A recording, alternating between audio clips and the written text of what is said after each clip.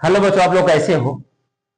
आशा करते हैं आप लोग बहुत अच्छे होंगे, पढ़ते होंगे, बहुत बढ़िया मेहनत करते होंगे। आइए बच्चों, हम द्विघात समीकरण के कुछ और टाइप क्वेश्चन लेके आए हैं आपके सामने, जो पेपर में अवश्य आते हैं, आपको पेपर में जरूर देखने को मिलेंगे।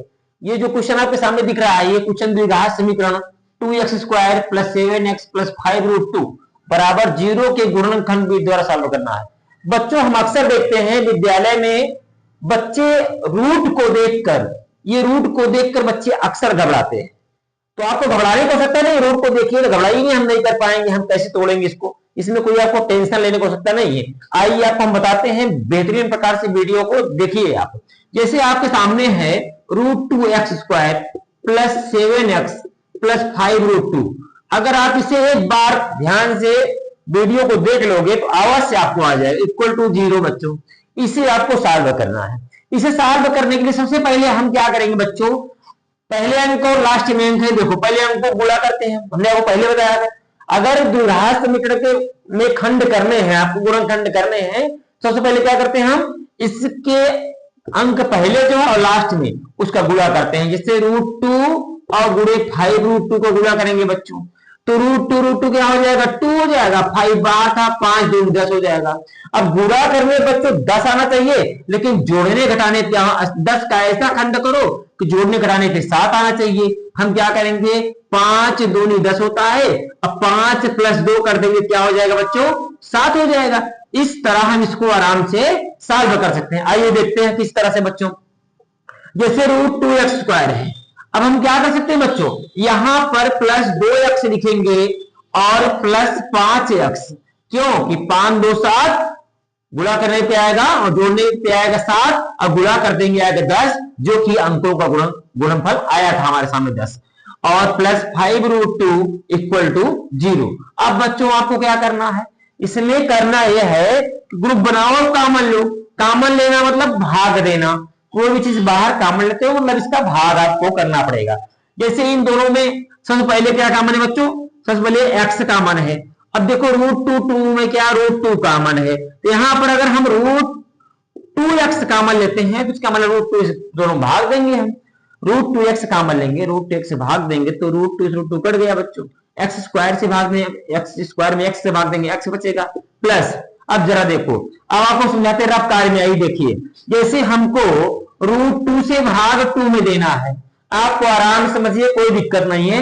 हम कितनी बार ले जाएंगे, √2 बार ले जाएंगे, तो आपको मालूम है गुणा करते थे, √2 गुणा करेंगे 2 आएगा, कट जाएगा 0 हो जाएगा। कहने मतलब √2 से जब 2 भाग दोगे तो √2 बार जाएगा बच्चों, x का भाग कट ही जाएगा।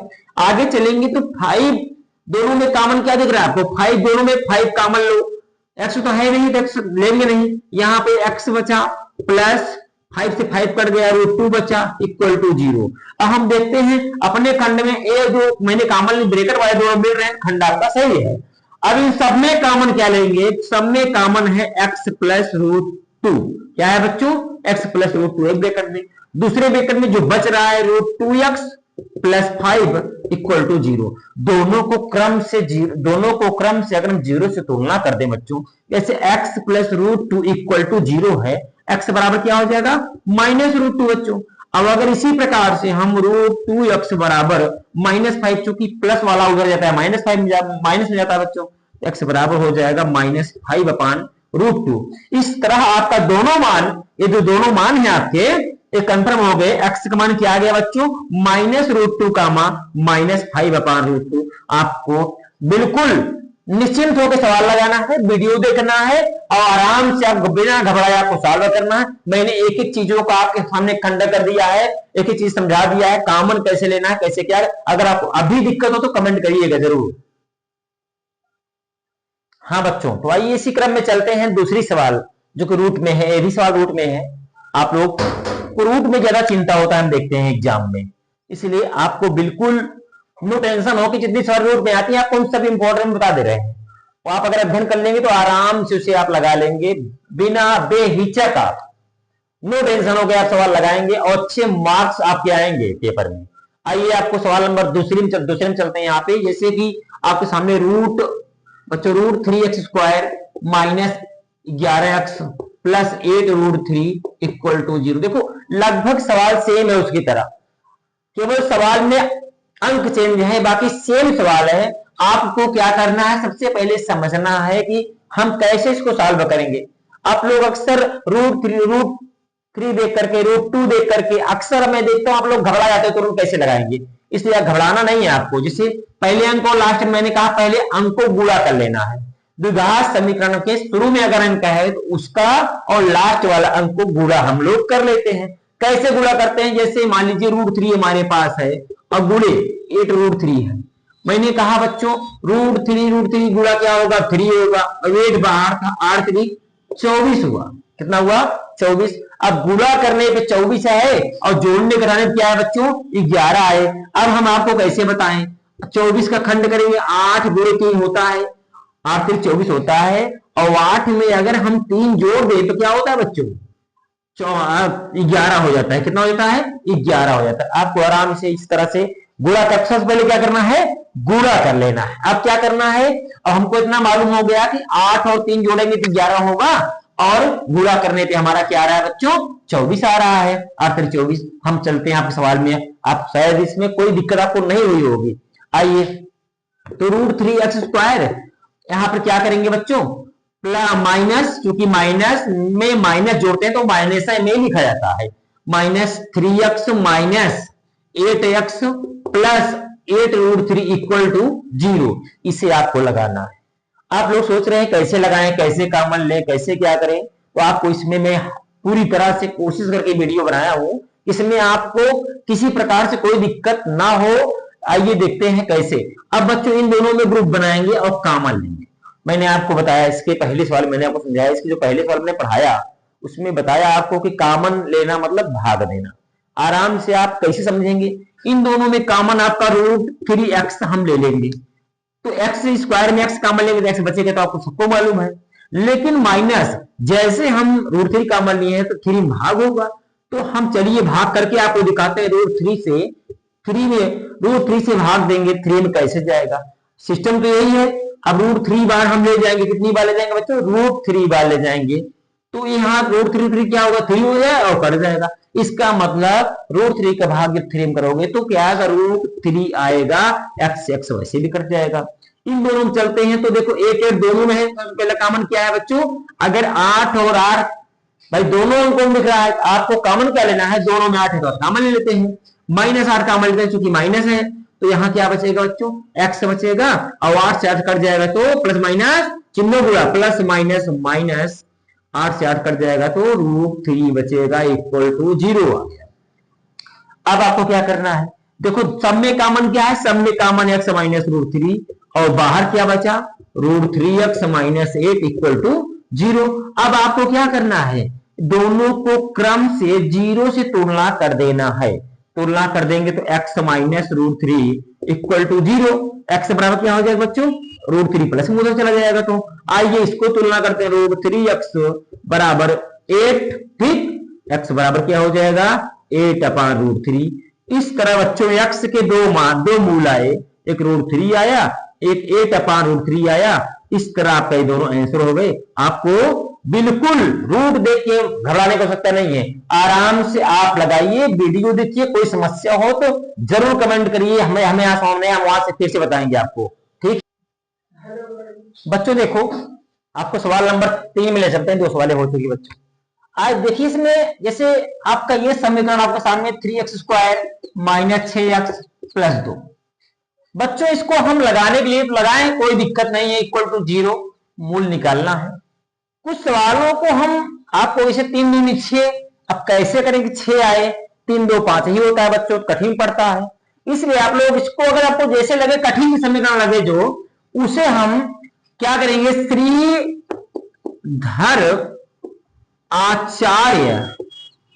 श्रीधर आचार्य विधि का प्रयोग कर देंगे बच्चों, ठीक। इसमें क्या होता है, जैसे पूरे व्यंजक में x है, हम x का मान निकालते हैं, y है तो y बराबर करते हैं बच्चों।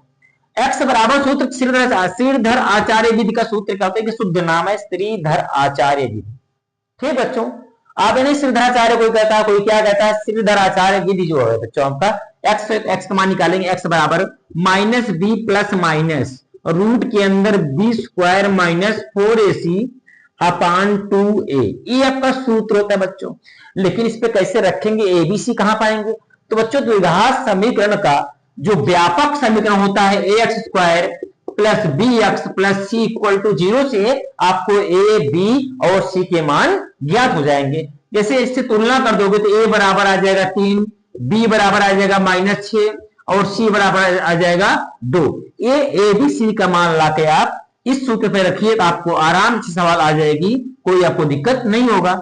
जैसे माइनस बी है, माइनस बी है सूत्र में, अब बी का मान -6 है तो माइनस माइनस बेटा क्या हुआ, माइनस माइनस प्लस हो गया। ठीक, अब यहां प्लस माइनस जरा देखो बी की स्क्वायर है, -6 का स्क्वायर -4 गुणे ए का मान क्या है बच्चों 3 है और सी का मान क्या है बच्चों 2 है अपान 2 गुणे ए का मान 3 है। जो जहां है वहीं रखो मान।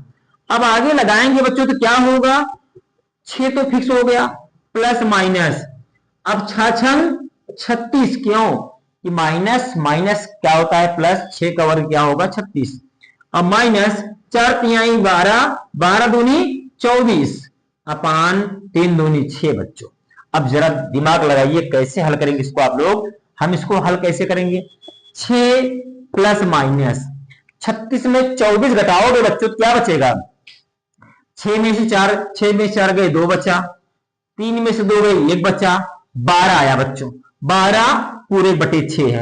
अब देखो सॉल्व में कर रहा हूं, घबराने को सकता नहीं है, मैं सॉल्व कर रहा हूं। जैसे 6 प्लस माइनस 12 को हम क्या करेंगे, ये 4 गुणे 3 है बटे 6।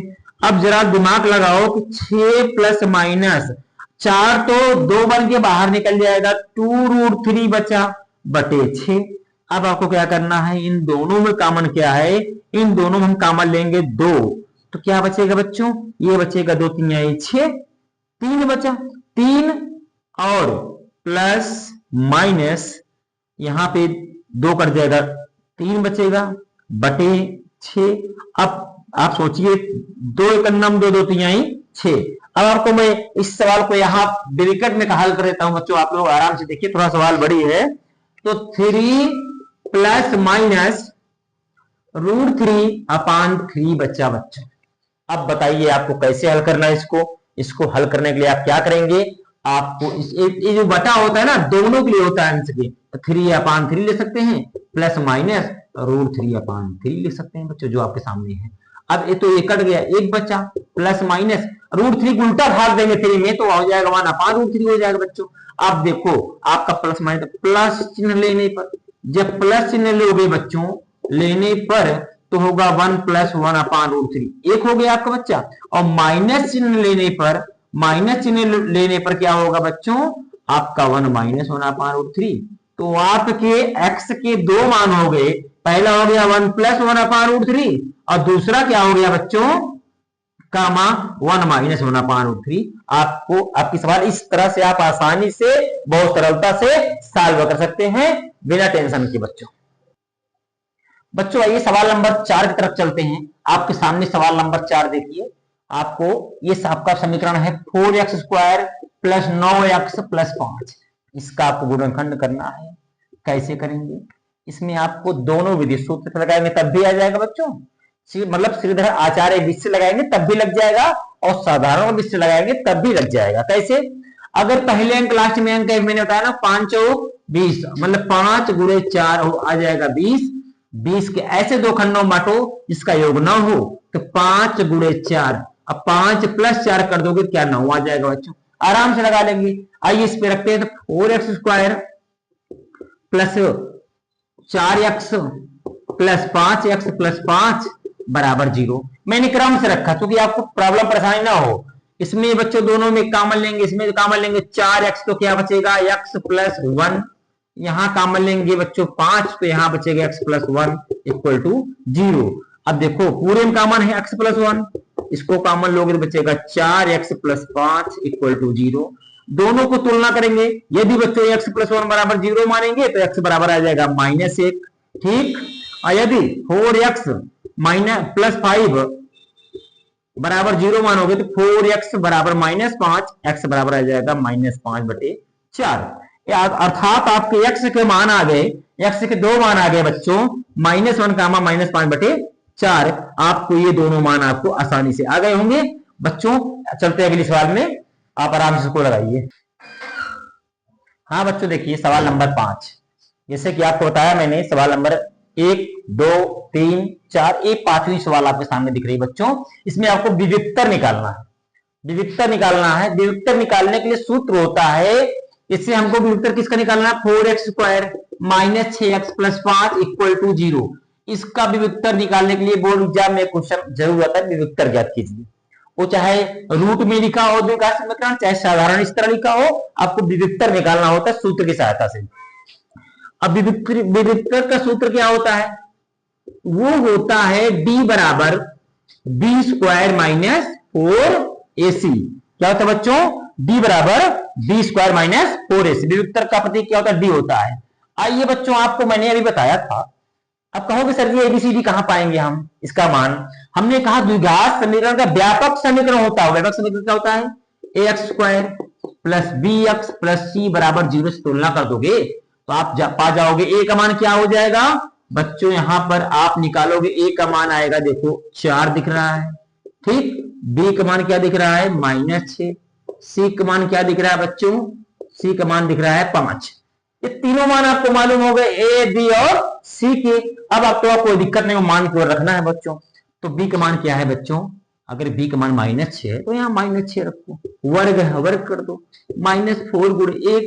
a का मान आपके सामने 4 दिख रहा है, 4 रखो, ठीक। c का मान आपके सामने 5 दिख रहा है, 5 रखो। अब 6 छंग 36 हो गया बच्चों, 6 छंग 36 हो गया। और इधर 4 चौक 16, 16 पंचे 80 हो गया। तो आप बताइए आप लोग कैसे से निकालोगे आप, अब बताओ 80 में से 36 घटाओ कितना बचता है, तो घटाओ तो बचेगा बच्चों -44। क्या बचेगा, -44। ये -44 आ गया आपका। अब अगर माइनस में आता है, ये विविक्तर अगर माइनस में आता है तो क्या होगा, इसका मूल जो होगा अधिकल्पित होगा। क्या होगा, मतलब अधिकल्पित होगा। अगर ये प्लस में होता तो इसका मूल क्या होता, वास्तविक होता बच्चों।